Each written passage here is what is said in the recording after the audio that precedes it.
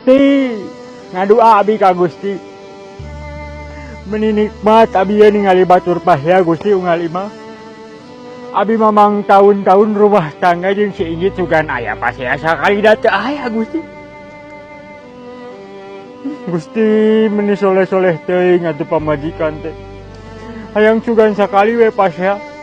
Da meni jangar kana sirah ieu Gusti lamun ningali pamajikan soleh teh Gusti. Gusti nu Maha Suci, kurangkeun gaji abi tinu tatani Gusti.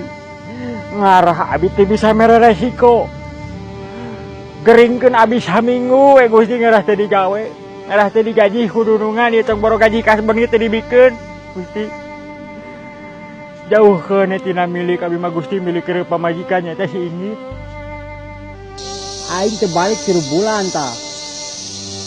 Nitip nog we hiji di mah teh nog mering. Jadi kepo. Ji.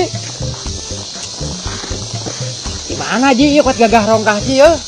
Eta geus neangan cai. Lain, kernaon jang di dieu? Iya we Ji abi mah tara langsung balik geuningan.